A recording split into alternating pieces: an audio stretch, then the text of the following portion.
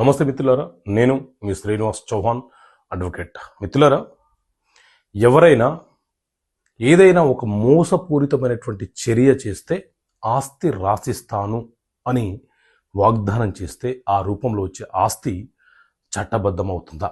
ఉదాహరణకు,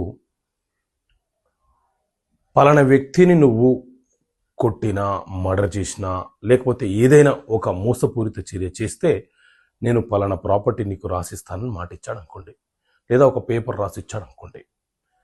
అలాంటి ప్రాపర్టీల మీద మనకు హక్కులు వస్తాయనంటే మిత్రులారా, మన దేశంలో ట్రాన్స్ఫర్ ఆఫ్ ప్రాపర్టీ యాక్ట్, ఆస్తి బదలాయింపుల చట్టం అనే చట్టం అమలు ఉన్నది.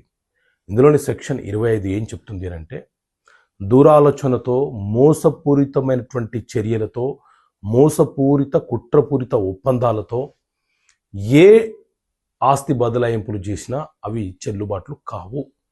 పలానా వ్యక్తిని గాయపరిస్తే నీకు ఈ ప్రాపర్టీ ఇస్తాను, లేకపోతే ఇంత సొమ్ము ఇస్తాను, పలానా వ్యక్తిని హత్య చేస్తే ఇంత ప్రాపర్టీ ఇస్తాను, ఈ పొలం రాసిస్తాను అని వాగ్దానాలు, అగ్రిమెంట్లు, కాంట్రాక్ట్లు చేసి ఆ చర్యలకు పురిగొల్పితే అందులో మీరు నేరస్తులుగా, మీ మీద క్రిమినల్ కేసు నమోదవుతుంది.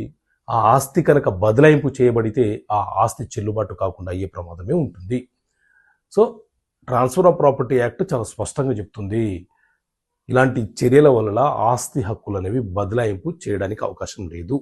ఒకవేళ ఆ చర్యలు చేస్తే వాళ్ళ మీద క్రిమినల్ కేసులు అనేవి నమోదవుతాయి అని. సో ఇలా చట్టపరమైనటువంటి అంశాలను ప్రజలకు వివరణ ఇవ్వడం అనేది ప్రతి ఒక్కరి బాధ్యత. మన దేశంలోని రాజ్యాంగం కూడా ప్రజలకు చట్టాల మీద అవగాహన కల్పించమని చెప్తుంది.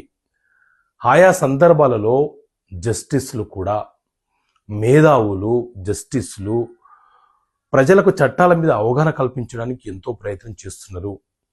సో ఒక పౌరుడిగా ప్రతి ఒక్కరి బాధ్యత ఇది. కాబట్టి చట్టపరమైన సమస్యలకు పరిష్కారాలు అనే పుస్తకాన్ని మీ ముందుకు తీసుకురావడం జరిగింది. చట్టపరమైనటువంటి అంశాలు మీకు ఈజీగా అర్థమై ఏదైనా ఒక సమస్య వస్తే మనము ఇబ్బందులకు గురి కాకుండా ఉండాలంటే చట్టపరమైన అంశాల మీద కొంత అవగాహన ఉండాలనే ఉద్దేశంతో ఇంగ్లీష్ మరియు తెలుగు మీడియంలో ఈ పుస్తకాలను మేము ముందుకు తీసుకొచ్చాం. సో ఈ పుస్తకం కావాలనుకునే వ్యక్తి ఇక్కడ కనిపిస్తున్న నెంబర్ కాల్ చేసి పుస్తకాలు మీరు పొందవచ్చు. ఓకే మిత్రులారా, థ్యాంక్ యూ. జై హింద్.